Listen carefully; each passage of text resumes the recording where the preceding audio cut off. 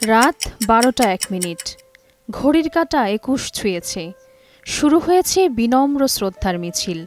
নগ্ন পায়ে, হাতে সতেজ ফুলের স্তবক নিয়ে কেন্দ্রীয় শহীদ মিনারের বেদিতে উপচে পড়া ভিড় কেবল আনুষ্ঠানিকতা নয়, বরং হৃদয়ের গভীর থেকে আসা এক কৃতজ্ঞতা। এ কৃতজ্ঞতা মনে করিয়ে দেয় ১৯৫২ বিকেলের রক্তরাঙা রাজপথকে। আজ থেকে ৭৪ বছর আগের কথা।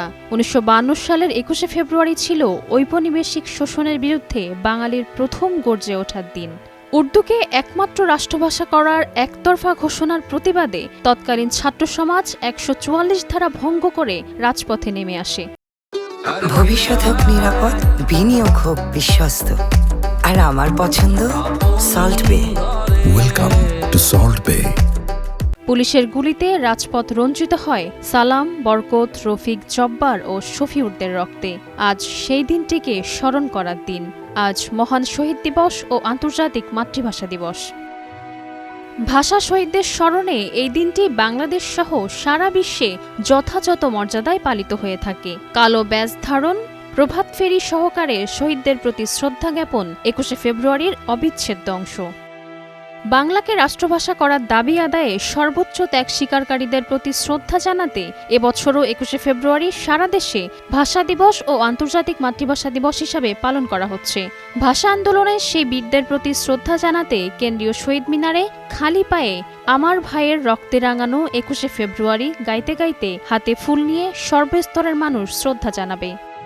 ২১-এর প্রথম প্রহরে শহীদ মিনারে শ্রদ্ধা জানাবেন প্রধানমন্ত্রী তারেক রহমান। রাত ১২টায় শহীদ মিনারে পৌঁছাবেন তিনি এবং ১২টা ১ মিনিটে শহীদ মিনারে পুষ্পস্তবক অর্পণ করবেন। এদিকে শহীদ মিনার ও আন্তর্জাতিক মাতৃভাষা দিবস পালনে কোনো নিরাপত্তার শঙ্কা নেই বলে জানিয়েছেন ঢাকা মহানগর police DMP commissioner Sheikh Mohammad Sajjad Ali. DMP commissioner জানান, শহীদ মিনারের নিরাপত্তায় ১৫,০০০ পুলিশ সদস্য থাকছে। এছাড়া ঢাকার পাশাপাশি সারা দেশের নিরাপত্তাও বাড়ানোর কথা জানান তিনি। ডিএমপি কমিশনার আরও বলেন, মহান শহীদ দিবসে ভাষা সৈনিকদের প্রতি শ্রদ্ধা জানাতে কেন্দ্রীয় শহীদ মিনারে ব্যাপক লোক সমাগম হবে। এ উপলক্ষে ঢাকা মহানগর পুলিশ নিয়েছে কয়েক স্তরে নিরাপত্তা ব্যবস্থা।